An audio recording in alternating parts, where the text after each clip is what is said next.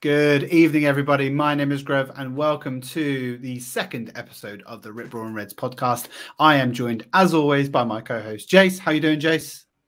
Yeah, good evening, Grev. Doing well. Bit full. Big meal this evening. Just went out for dinner.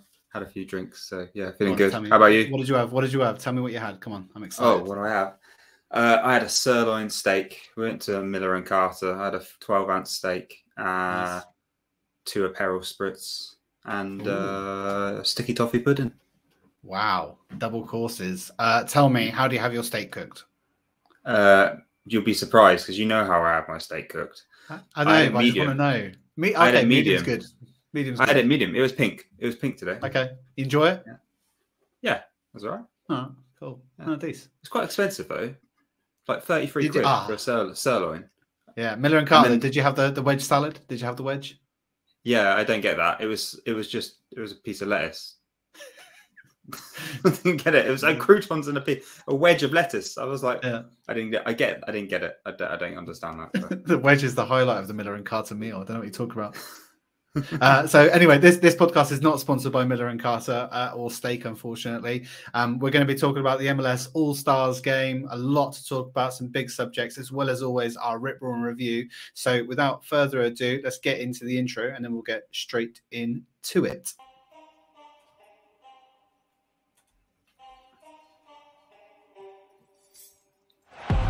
Saka. Kayo Saka! That is a diamond of a goal! It's Bergkamp. That's magnificent! This is my club. Fucking love this club. Henri! What a goal! Gabriel Martinelli! He's scoring for Arsenal!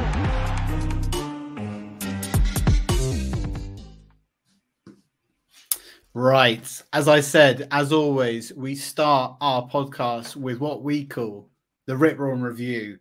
It's going to be a big, bold statement. It's going to be something that Jace is going to talk to us about. He's going to go first. So tell us, Jace, what's your Rip Roaring Review? Well, I said it was ugly, and then I bought it straight away. So the away kit, you and I are always looking to see what the kit is early as possible. And when we saw this one, we both said, "Oh, this is probably the worst kit that Adidas have done so far." I take it back already. It's going to be a cult classic. It's going to be exactly like the bruised banana. I'm sure when that first got released, everyone was like, "What the hell is that?" And now you do anything if you get one for less than 100 quid. You can't. They're about 350, aren't they? So. Yeah, I'm hoping it's going to be that. I've got it. I've gone full kit wanker, Champions League patches, rice on the back. Sorry, I swore there. This is an adult podcast, so it's fine. That's my big news. I like it. It looks good. The kit looked good on all the players, and we won 5-0. So it's going to be fine. Yeah, I do. I agree with you. I think it is going to grow on me. I think it's going to be one of those kits that you look back on and people are going to be clamoring over themselves to try and buy it. I think it's very Puma. That is unfortunate. I think it does give me Puma vibes. And that was probably some of the worst years of our kit history, I think, in the Puma. So yeah. But it's going to grow on me, I think. Well, I will say one thing. We're not going to do a kit episode. We need to do a kits episode. But I think Adidas's worst kit was that marble one of the Highbury Halls, the bloodshot eyes. I hated it. I didn't buy it. But yeah, that was my opinion. I think that kit was worse than this one. But yeah. Okay. Well, when we do a kit tier system, I'm sure we can get into that and get into the debate about what is our favourite kit. I'm sure many of them will probably agree on. Some of them we won't, but let's get to that. For me, where am I taking my Rip Roaring review? Well, I saw on the Twitter sphere we're linked with another Ajax player. I think it's Kudus, and he like everyone, I'm now an expert on Kudus, and he is an electric player. But the one thing I would say, he looks versatile, and that seems to be like our player now. Versatility, that's what we're aiming for, that's what we're trying to sign. And I think this game that we're going to talk about in a minute is proving that. So I definitely think Arteta is setting us up for versatile, dynamic, unpredictable, surprising football. And I think that that's something that we lacked last year, particularly. And we talked a little bit about that on the last pod, but I'm dead excited to see where this takes us, and if Arteta can learn from some of his mistakes from last season, resting players, rotation.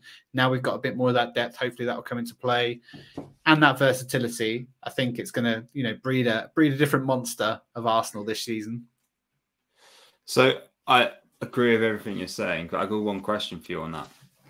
If you sign Kudus, is it Kudus or Kudos? Kudus. If you sign Kudus, do you kill Smith Rowe? I knew you were going to ask me this question because I know you're a big advocate of Emil, and I think that is particularly probably a nail in his coffin. Although there are other players of that, Fabio Vieira could be another one, but I just can't see us removing him at his age and his contract. So you could be right, but I do think there's a good value that you can get from Smith Rowe. Just come off the under-21s championship, good player, young, English. There's a lot of ceiling for him, but he is a Highlander, so I know that's going to upset you. Yeah, I mean, I think there's a lot of advocates for Smith Rowe, right? Yeah, we want to see him with his injury. Well, it was his groin he had surgery on, wasn't it? He had a long issues all his career, so he's over that now. So I want to see him fit for a whole season and see what he can do. But I do fear that if we keep buying players like this, he ain't going to get him a team, and he's going to have to leave. But look, I'm also, on the other hand, I'm glad to see us doing this in a way, because we've had many years where we've not done it. Like we had Ozil, we didn't buy Fabregas because we had Ozil, we had Cazorla, we had Wilshere. We should have just bought Fabregas back to the club. I was so angry when we didn't do that. So, at the same time, I've got no problem with having depth like that. City have depth like that. So, yeah. Yeah, I do. We're going to have to, in a big squad and a big team, you're always going to have to sell good players. It's part of the nature of the business and the beast that we work within, that we're going to have to do and sell some players. And what you don't want, like you say there, you don't want another Wilshere on our hands. You don't want to keep giving him that contract and then not hitting. When he was that period when he was playing with Saka was electric. That combination, the whole song, it was all about their combination and their link up that we didn't see at all last season. And if they can replicate that again, then perfect. But I don't know if he's out of favor with Arteta or not, but even when he came back to fitness, he's not been getting any game time. He's not even starting now. I don't know if he's injured again now. He's only come back from he was from MLS the championship. game. I'm guessing he was only just come back from the championships. I think he was sat. He was there with him and Partey, and now with the squad. I don't think they were on the bench though for that game. Yeah, I imagine they'll be in for United. Okay. Well, let's wait and see. Like, I'm excited either way you look at it. Like you say, I think it's a good problem to have. It's not a bad problem to have for Arteta and his backroom staff. Cool. So that's the Rip Roaring review. As always, tune in again when we go through it next week. Always a good hot topic to discuss. We're going to go through our topic to do with the MLS All Stars game, and to kick us off, we're going to go with Welcome to the Club. So we had 2 debuts. Obviously, Havertz had already had his debut against Nuremberg in the previous friendly. I'm interested, Jace, where do you want to go with those 3 new players to the club? Who stood out for you and why did they stand out for you? Timber, it's just that for me, it was the most obvious one. It was all over social media. It was all over Twitter. I don't know about you. I have work. I couldn't stay up and watch the game. So I ended up watching as much of the extended highlights, and then I ended up also watching specific videos on Timber and Rice to see how they played. People had mini highlights of them both, and the thing that came out loud and clear even on social media when I woke up was just Timber. Like everyone was raving about his performance, and watching back at the highlights that I've seen, yeah, he was everywhere, and he was his touch, some of the passes he played, some of his pace as well. Man, he's got so many attributes. I think he just, as you said, we talked about depth last week, right? He gives us so much depth. He gives us something dynamic. He can play in the equivalent of a Zinni role on the right, where he can invert. He is definitely a Zinni regen for me. He is basically that right side copy and paste of Zinchenko. Yeah. So let me ask you then: does Ben White lose his place? I mean, if you were just to look at that bit in isolation, I'd say yes. His profile of play, the way he played, was more akin to what you're kind of thinking Arteta thinks and acts like. What Ben White lacked towards the latter end of last season in particular was that winativity, that going forward. Even some of his defensive work was a bit poor. I think he'd gone off the boil a little bit. He's an excellent right back. I don't think there's any doubt about it, but I do think that there is, if you were looking at that one game, I do think he loses his place. It's just a matter of time. But the one thing I would say, and it's a great question to ask, Jay, so thanks, is the difficult, is the good thing about that. I think Ben White loves competition. He'll want to fight for his place. He's not going to be a shrinking violet. He's not going to back down. And that's, that is the right perfect storm that Arsenal require. What you don't want is a player down in tools when you've got another one right behind them to come back in. What you want is that big competition. And I think this is what it's going to give us. So I'm looking forward to that. Yeah, I can see that. I think I'm not sure if Ben White loses his place. I think that we'll see a lot of both of them. Because I don't think we can play two inverted fullbacks on both sides, right? So we know that Zinni gets quite a few injuries during a season. So you can see when you play maybe a Kivior at left back and then you end up playing Timber as the invert. And then you can see when we play Zinni, we might have White. Something that evens it all out. Maybe. Do you not think that I don't know how much of it you saw, but Kivior was inverted as well. He was almost playing left centre mid at a time. So, and I know they didn't play at the same time really because they kind of swapped at half time. So maybe you're right. That balance is probably there, and I think you it makes that midfield three. You can put Tomiyasu at left back if you need to. He's going to need games. Where's he getting his games from? I'm assuming Tierney isn't getting any game. I'm assuming Tierney's not getting any games. If you can play in Kivior there, if you've got Tomiyasu, who did, I was at the Liverpool game last year, so good at left back. Again, he's had injuries, which has been a bit of a curse, and I think he might find himself on the way out the door if he doesn't have a season of being injury free. That's sad. I like him, but I think that's just the reality of football. So yeah. Okay. It's good. You watched a few different highlights, so tell me, you must have seen a little bit about Rice. Anything you want to take away from his performance? Solid, consistent, what we paid for. Probably what I would say. Like it wasn't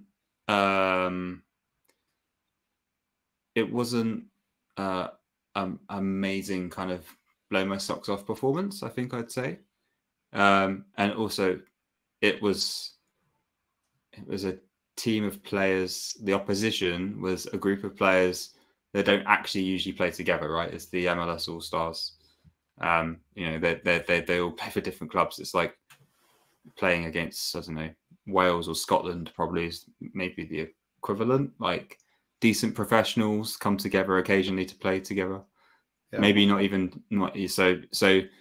The level of performances that the MLS team put out, isn't going to be on par with what you're getting from a Premier League team or a Champions League team. But he adapted himself well. He did some decent passes. He made a few good tackles. There was a couple of runs he made. I saw he made through the middle, a couple of little bits of acceleration, which was great to see. Did exactly what we need from him. And I think if he can do that against a stronger opposition, then I'm going to be very, very happy. But I guess I'm almost being cautious. I don't want to make myself too hyped, if that makes sense. I'm playing on the cautious side. Yeah. I wasn't. It's hard to not be excited when you're spending 105 million pounds on a player, though, right? Oh yeah. I mean, right. So what everyone listening doesn't know is that I sent a picture to our Arsenal chat of the Champions League trophy. And my mate went, "You've jinxed it now."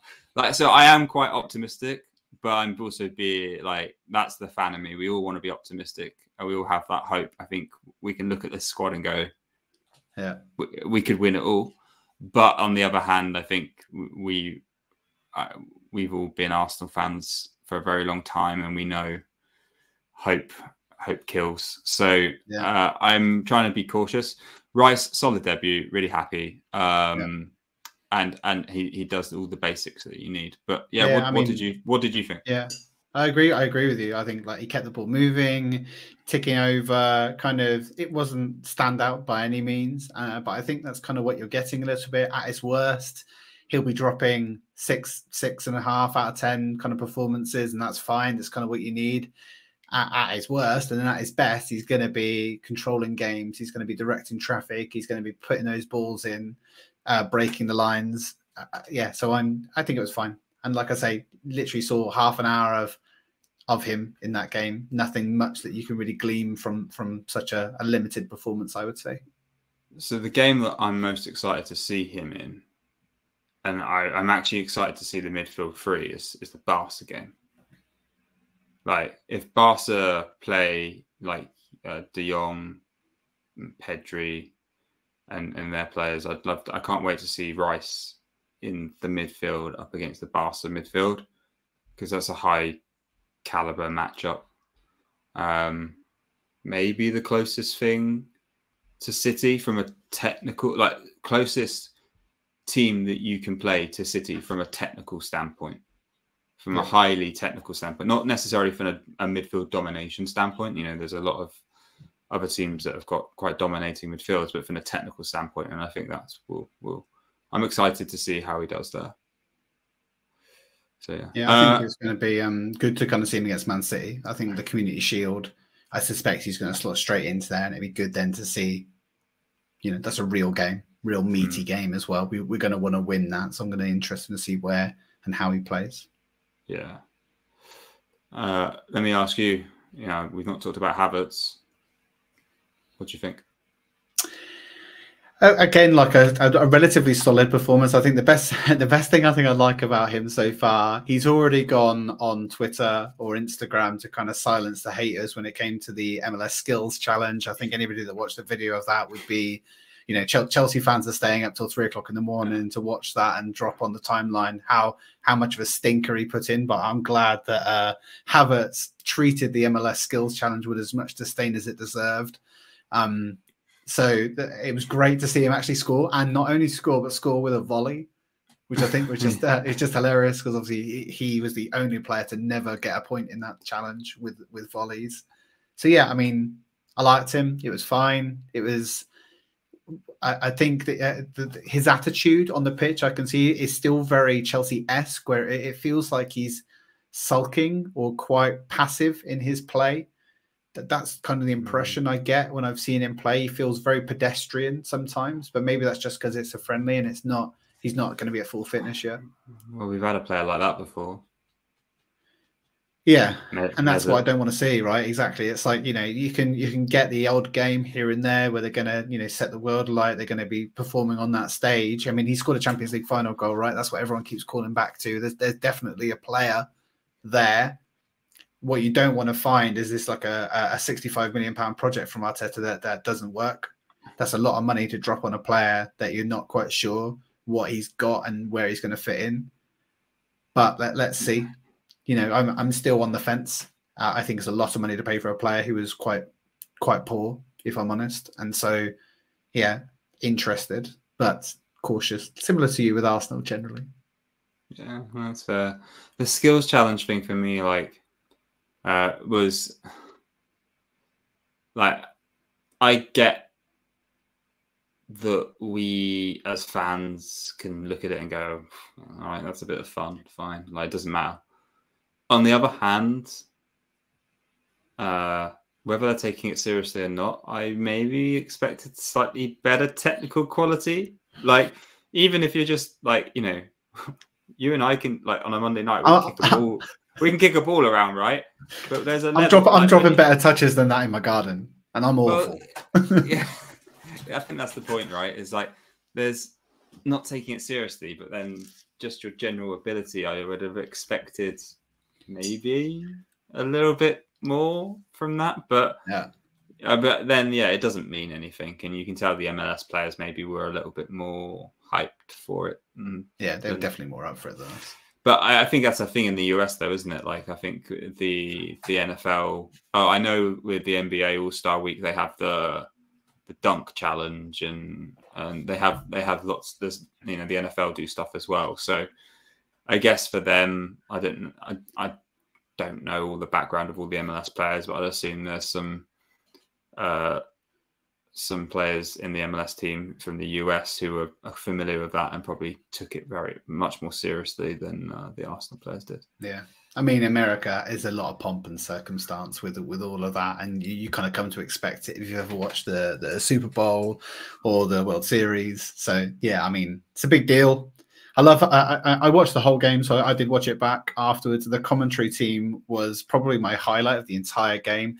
They literally just made such a big deal about this is like a training camp for Arsenal, but a big deal for the MLS Stars, and they're going to be in it to win it. And you know, they got thumped 5-0, and it was just really a relatively poor performance from them. I think they had one shot on goal, I think, and it wasn't Ramsdale that saved it either. It was whoever came on in the second half. I can't remember his name. It wasn't. Yeah, that's it. It wasn't Matt Turner. Just funny. I found it really interesting. They're so exuberant and made such a big deal about it, and then to see them get kind of really, really trampled on was just something for sure. Right. Yeah. Well, that's enough about our new starters. We spent 20 minutes going through those. A lot of pod on those three, but they're a big deal, right? Especially Rice. So we're going to get into the next part. We won 5-0. 5 people on the goal scoring sheet. So our next topic is I've got 5 on it. Out of those 5 goals, Jason, who are you kind of looking at there that you think was probably the best of the bunch, and why? Well. The best of the bunch. What, best of the bunch, best goals, or best of the bunch, best player in the game? Go on, give me the best goal. Give me the best goal. Oh, Gabby's is the best goal, isn't it? I think that just like the ball was sat up perfect for him. He whipped it. That was, keeper had no chance. I just watched it. That was a beautiful goal. Surprising, actually, interestingly, because I think it's almost in Arteta's DNA to not shoot from outside the box. Like we like to get it to the wings and then pass it in, and we do the cutbacks kind of thing. Yeah. So that Gabby shooting from there outside the box, I'm like, I wasn't expecting it, put it that way. But it was a beautiful goal and really well taken. So yeah, that was my favourite. And if he can. I do want to see him try and take more opportunities in the coming season. I think we said, like, we value him for what he brings to the squad beyond goal scoring. But on the other hand, this season, we need goals. We need more goals. I don't think it'll be the end of the world if he doesn't get those goals, as long as those goals are shared around and he puts the hard graft in, which I'm sure he will. But really, if we want to be, we talked about kind of Arsenal keeping on going after 60 minutes. It would be good to get some extra goals from Jesus, whether he comes off the bench occasionally or, well, most of the times it's going to be starting. But either way, we need those extra goals. Yeah, I mean, his performance, Jesus' performance during that game against the MLS All Stars was very similar to a lot of his games that he's had in an Arsenal shirt. He was electric in his hold-up play, in his ability to bring others into the game, in his ability to pick a pass and make a nuisance of himself in and around the outside of the box. It's when he gets in the box, I think he missed a relatively good chance. I think he hit the post or hit the bar. he should have been scoring some of those, and it's very akin to other Jesus performances that we've seen. Like you say, he offers so much elsewhere that you kind of forgive him a little bit when he's not. It's so funny to watch him score an absolute worldie and then miss absolute sitters. Yeah, and that's the thing, though. We can forgive him because we saw the effort he put in last year. It's like when Aubameyang, we'd always have to play Aubameyang because he would be always the one that scores, but you'd be frustrated at like the 5 he missed beforehand. But he didn't put any extra work in. Whereas Gabby, he puts the work in. Yeah. As you say, he brings other players in. He just doesn't stop running. Like you can tell he's been schooled under Guardiola. Absolute workhorse, isn't he? Yeah, absolute workhorse. Yeah, completely agree. Yeah. Tell me about your favourite goal then.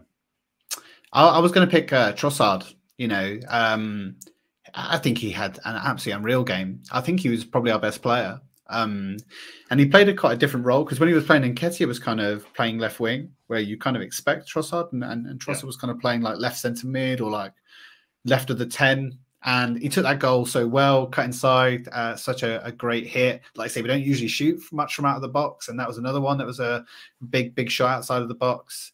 I love his hair as well. I know that's not part of the goal scoring ability, but it's silver hair. I love it. I'm all for it.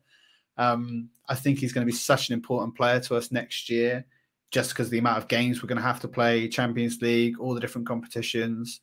He looked dangerous. He looked hungry. I think people forget as well that he's our player. You know what I mean? Like we signed him in January, kind of under the radar a little bit when we missed out on other targets.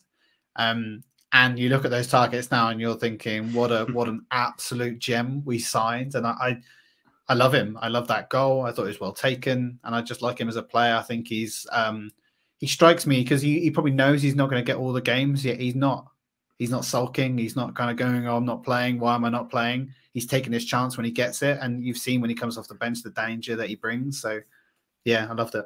It was great. Yeah, no, I agree. I think he for me was the best player of the game.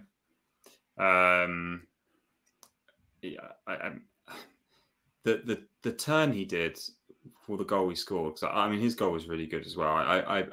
Gabby just pipped him for me, but it was the way he dragged the defender, and then you know when sometimes you move the ball and the defender he hasn't got a quick enough time to react, so you flick it and then you can whip it, and he did that beautifully. Set him into the shadow realm. Yeah. Interestingly, did he play the left on the left 8? It was kind of like... Was he playing the Xhaka role? Kind of. But he was definitely much more prominent. I mean, in this game in particular, I do think that we didn't necessarily need the double. And so we didn't really play like we have done. I think it was just trying different things out. And so, because you had Nketiah, Jesus, and Saka as the front three. And then Trossard was kind of like roaming left centre mid. Yeah. Yeah, no, it's interesting that Arteta's experimenting like that. Again, like we talk about depth, we talk about, the type of players we're bringing in. I'm assuming it was an experiment. If it was, it worked. I'd like to see him try that against maybe harder opposition and see if that works. But yeah, if he can play there, that's another benefit. But then I still think then if we put him there, we're probably light on attackers. So yeah.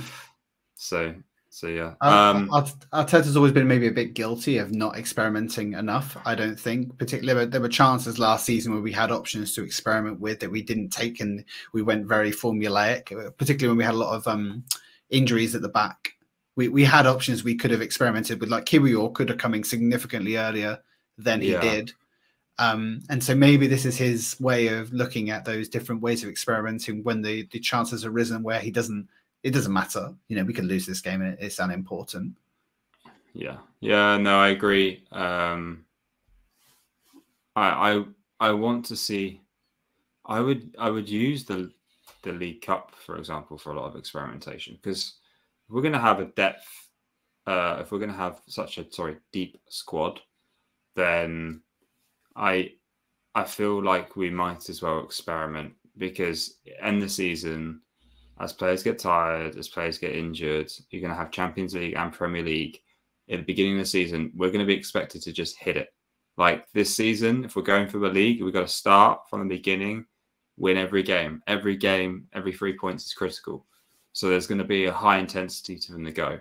So by the time you're getting into October, November time, you've had two and a half solid months of games.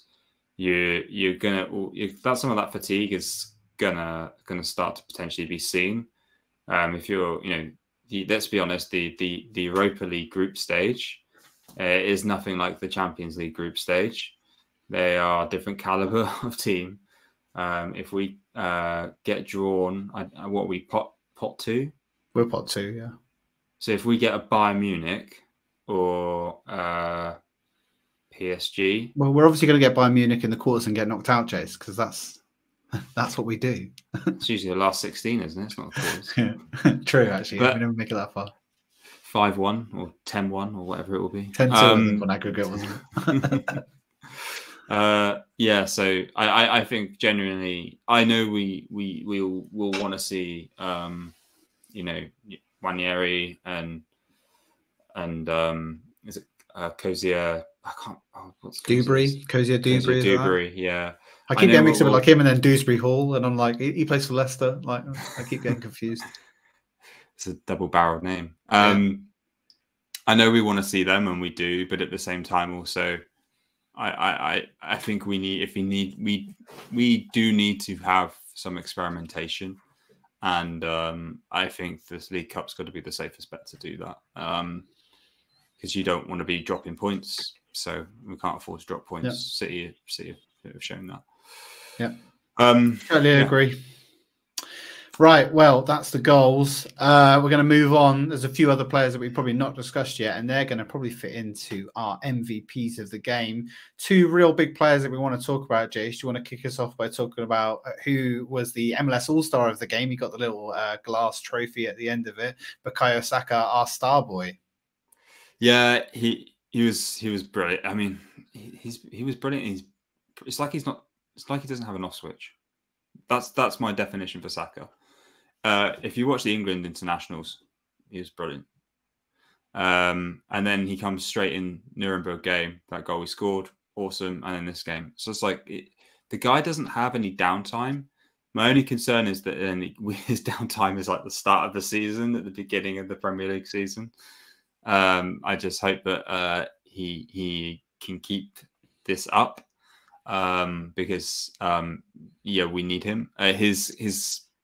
His control of the ball in this game, his ability to just move it slightly wide of the player, and then as a result, the player has no choice but to bring him down. I think he got 2 MLS players booked, and it was like, it's a friendly.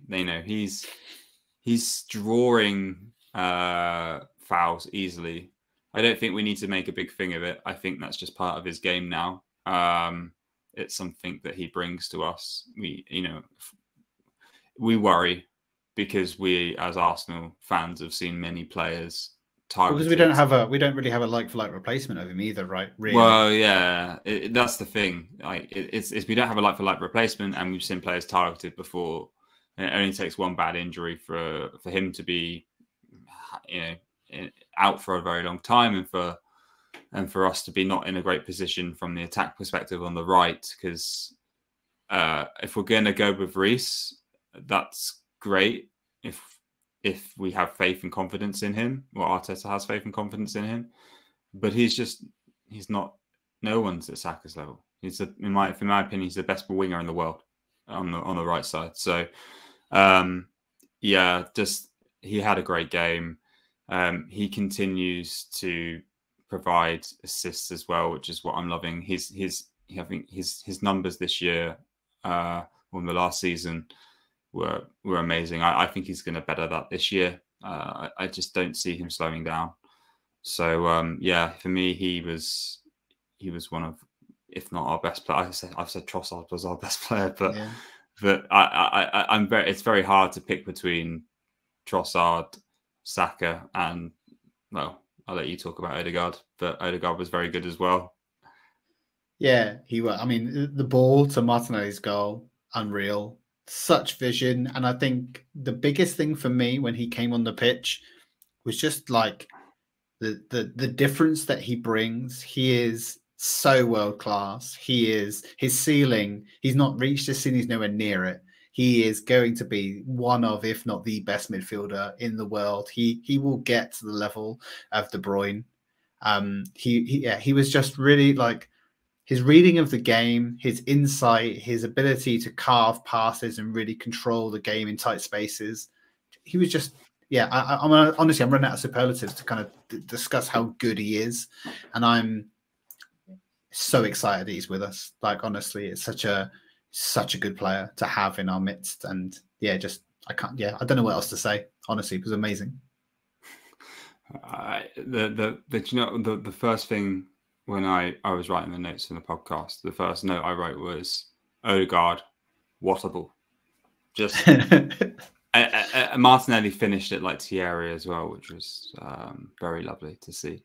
But to have a player that can do that, I don't feel we had. Ozil could obviously do that, but we never had a striker that was able at that point in time when we had him to find space and collect balls and score those kind of finishes.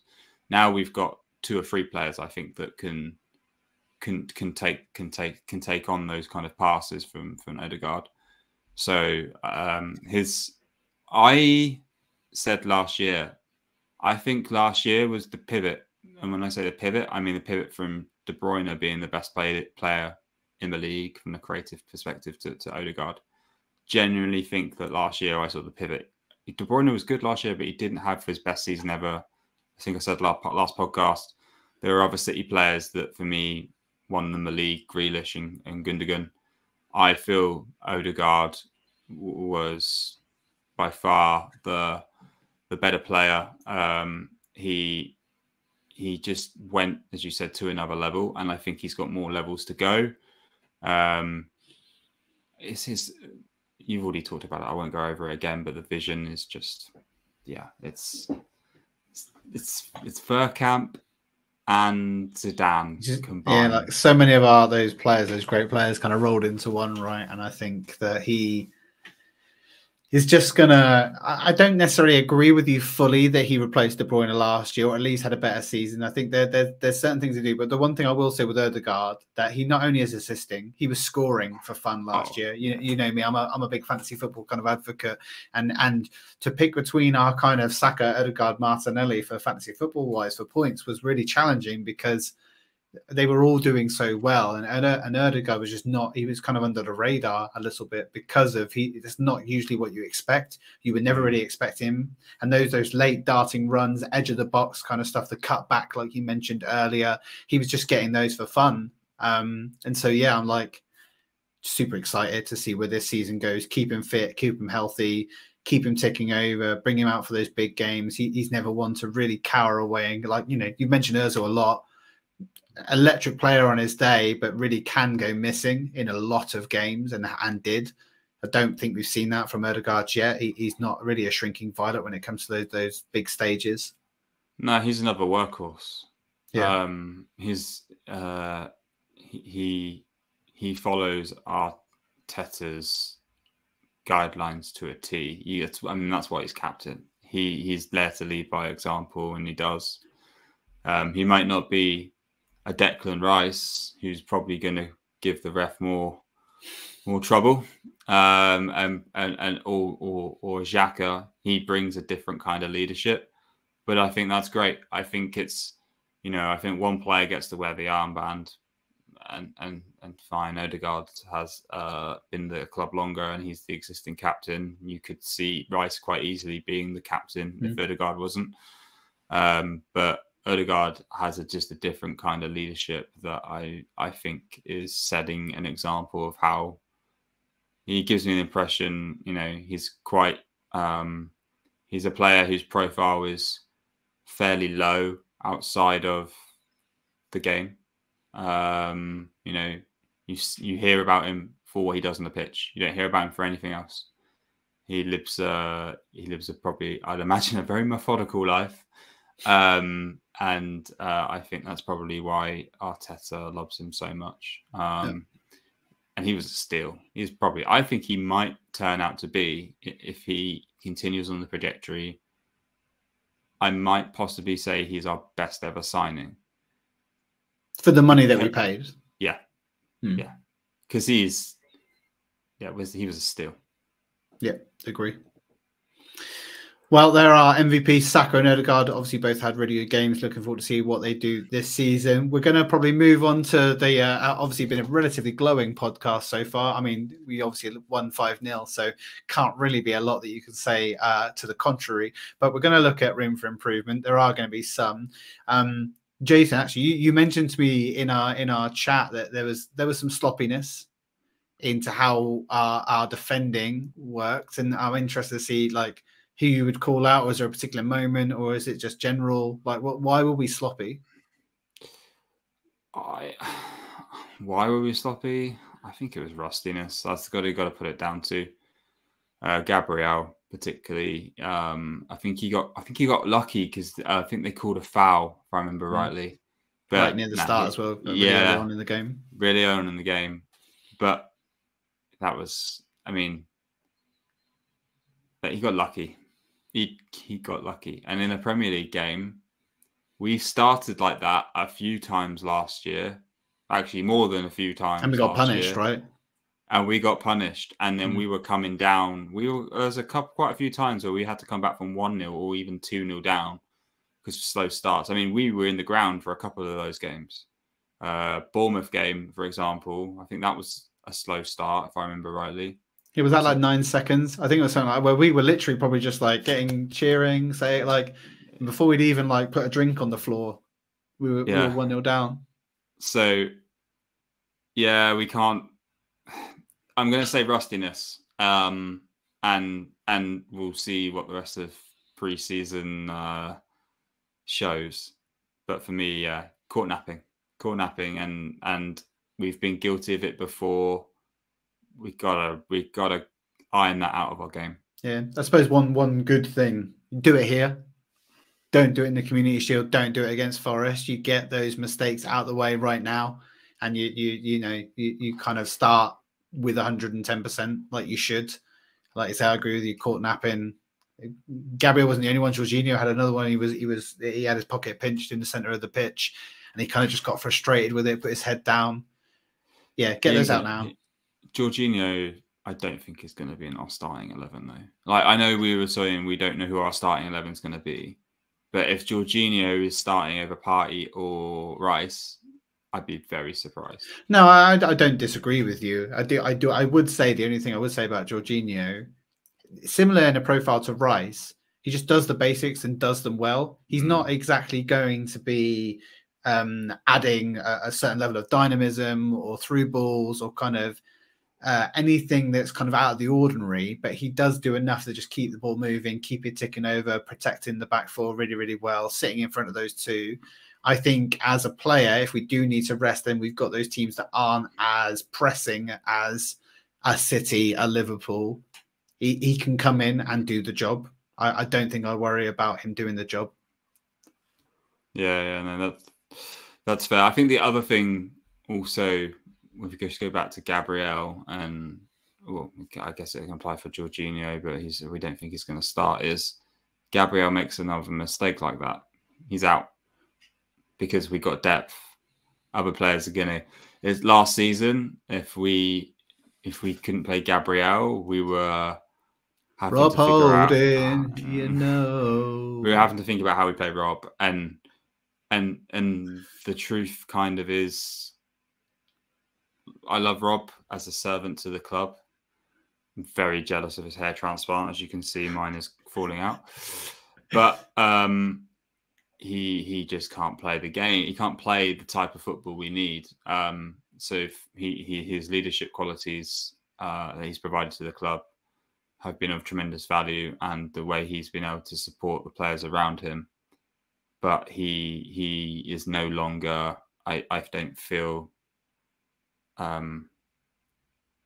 really able to fit into our starting lineup, and if I don't see him with the depth that we've created in the squad getting any more games. I think Ben White, Kiwior can play in that position as well now.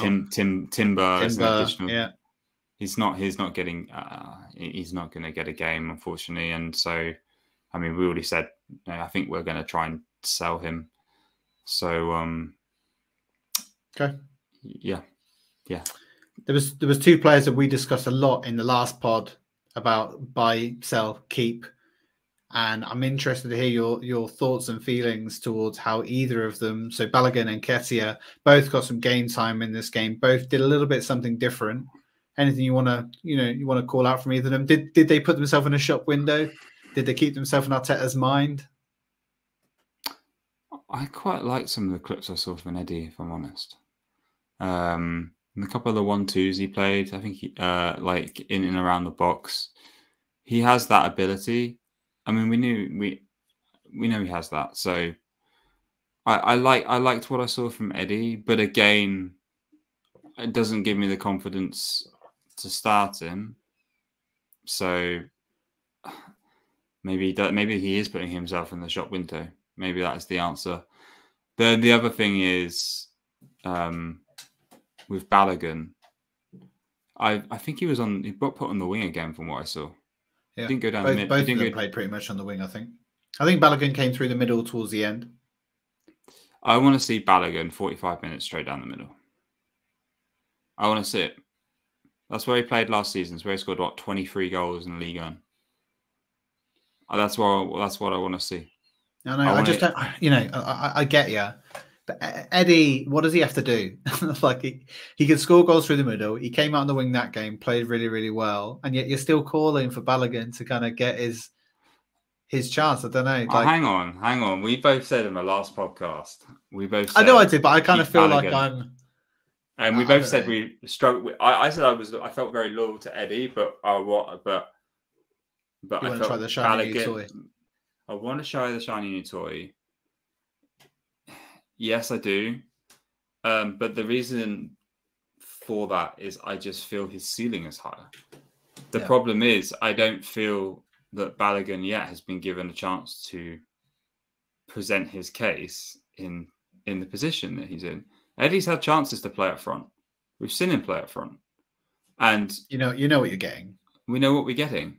We're getting, as we said last podcast, a fox in the box, a poacher, and he's great. Which is why having him on the bench to come in is fine. But we can't start with him for a consistent period. He will have a downslope. He did do, I will say, we know that he did really well in the period last year where Jesus was injured. And he did get quite a few goals, but then he also had some periods where he didn't get goals. I just need Balogun to have a chance there, because I just need to see, is there something there that means we don't cash in, or do we just cash in?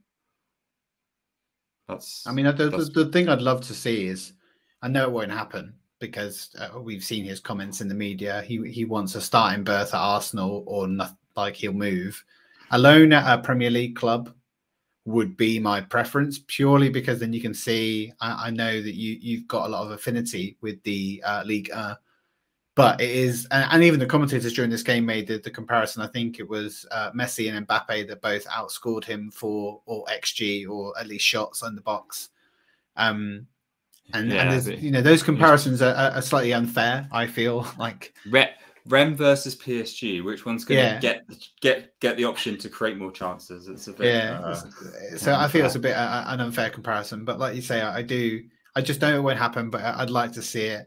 I would say, even just from Nketiah, though, playing on that left and did work well. Do you think they're going to try it more, or do you think he's made still to be the 9? I mean, on the left, no. Trossard, Martinelli, even Smith Rowe can play left. I don't see him getting on the left. Maybe on the right, because I think that's where we need something different if Saka's injured. But he hasn't been played there yet. I mean, Balogun keeps getting played on the right. So, no, I don't see him on the left, in my opinion. But I don't see what Arteta sees every day. So, okay. Yeah. How about you, by the way? like I say, it feels like Arteta's experimented quite a bit during these last couple of games. I'd like to see him keep going again. Like I say, I'd like to see him do Balogun as 9, maybe try and Nketiah somewhere else, just to kind of see what else could work, might work, give them some different options. I can't see a world where all 3 of them stay still. I'm just not too sure that kind of works in Balogun and Nketiah and Jesus. And I would say that this game in isolation, Jesus outclassed both of them with both his ability and his ability to play the game, read the game. He scored a goal, and he offers, like, neither of those 2 players so far from what I've seen do the same off the ball movement and bringing in other people into the game as Jesus does. So I'd like to see where it goes, but like I am less sold on the Balogun experience currently than I maybe was last week. How times can change in the space of 7 days. I will be at a conclusion once I've seen him play in the place he needs to. Okay. Well, that's our room for improvement, and that is it for the MLS All Stars game. Overall, a really good game for us, and a kind of a big 5-0 victory. Not really much you can complain about there, which moves us happily on to our parking lot. So, anything that you've parked up in your motor for us to talk about here, Jace? Ticket situation. Last year it was awful. You and I we're on season ticket waiting lists. We're also on the club level waiting lists, but it's very hard at club level to find 2 seats together. So in the moment we are using silvers. We do have reds, but we have a friend who is like our soccer father, shall we say? And he's raised us as Arsenal fans and has silvers. So we've been using those for, I don't know, like I can't count how many years, half of our lives. And as a result, last year, when between us, we will always agree who's going to log on and buy the tickets. We, as many fans, found themselves in the situation of being on the site for 1-2 hours. We were getting on so early and coming up with nothing. What I will say about the ballot system is it seems to be working, what they've introduced. I think it's 2 games now that we've been successful. So we've got Fulham and Forest, and we've just put in for United. So whatever someone's doing at the club, props to them, because it seems to be working. And I will be saying props to you until you don't give us tickets. But yeah, and the one thing, so the ballot system's working really good. The one thing I will say is our situation can't be the only fans that have that, right? Like, memberships are passed down between friends and family, right? We all go to football in groups of mates. There are a lot, we're in our 30s. There are a lot of people that are younger than us in the ground going to the games very regularly and always get a ticket. We've had red memberships for a very, very long time. We're still not near silvers, and we've been going for ages. And I find it bizarre that we can't transfer silver memberships into other people's names, because we're a common fan base. We've all been going for so long. And so, one day the fact that we might not be able to go because of the way the ticket numbering system's going, even though we're the fans that are trying to fill the ground every week, I would go to every game. If someone gives me a season ticket, or us a set of season tickets where we can go together as a group of mates, because that's all we want to do every game, we'd snap our hands off for it. So I don't know, there's something still doesn't fit quite right there. I get that there's a system and they're trying to be fair, but it's about creating an atmosphere in the ground, and anyone can become a red member and buy a ticket. But and I appreciate we are red members and we're not using our membership, but we're not using our membership because we want to be guaranteed getting in. So the easiest way to do it is use the silvers. necessarily use our red. You have to keep going with those reds to get the silver. And like you say, I think I've had mine 12 years now. I think yours is slightly a little bit less, but not a lot less. We're still waiting. And like I say, I think obviously all done to stop the touting, which we can both agree is an awful shit show, and something needed to be done. Whether or not this is the right solution is the open question, because like I say, so far we've been successful and we're thinking this is great. You know, as soon as we don't get in, I'm sure we're going to be in the parking lot again saying the exact opposite of what we've just said here. And I think one thing to obviously for us to kind of as a club, this is the bit I don't get.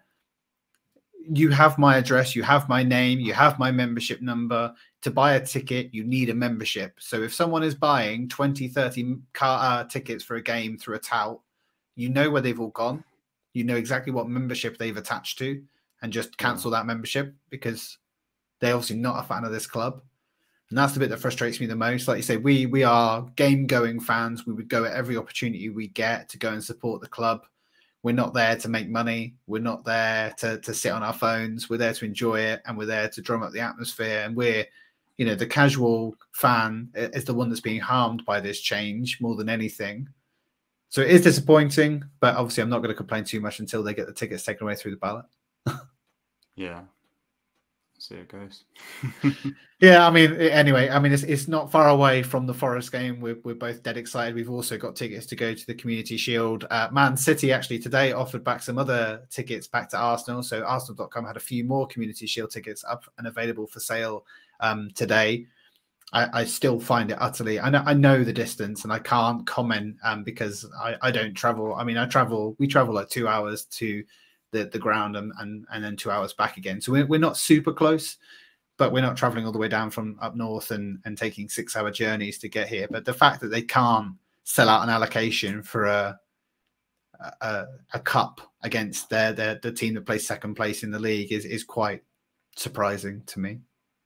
I thought they won the Champions League. They don't feel like they need to turn up, Probably not. Well, we're going to want to win it, and if they don't, we'll happily take it off their hands.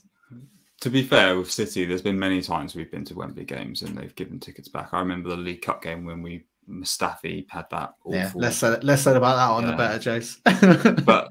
but yeah, again, Man City didn't like they had seats empty that game. I remember being there for the final for that, and they were empty. So yeah, the only other thing is you have a game away from Wembley, right? Put it in back. What did they have it in Leicester last season? Didn't they? Yeah, Leicester or I don't know, Aston Villa's ground or somewhere in the Midlands. Yeah, I mean, I don't see why they can't as well. Like just to make it more appealing, and you know, it just seems a bit strange. It's like it's the same with the Emirates Cup game that we got. It's like 6 p.m. on a Wednesday night. It's like that is going to be dead as anything. Yeah, just I don't know. There's a lot of obviously both politicking and policing and other organizational kind of stuff that gets involved with it. TV rights, all that other kind of stuff as well. It just seems a bit mad altogether. Right, that wraps us up for another episode of the Rip Roaring Reds podcast. I really do appreciate anyone that has tuned in on YouTube. If you have, do please give us a like and a subscribe. If you're listening to us on your podcast provider, send us a review if you can. Give us the feedback. And one of the other things, please do leave any comments because we will likely look at any Q&A in future episodes if there are any to go and come into our parking lot and be part of the discussion. Other than that, hopefully we'll speak to you again after the Man United game. We're going to try and put together a review of that game. Hopefully we're going to see an Arsenal victory. What is your prediction before we sign off, Jace? 3-1. 3-1. 3-1. Arsenal. All right, 3-1. I'm glad you said Arsenal. We're ahead in our pre-season and they don't look fit, Man United.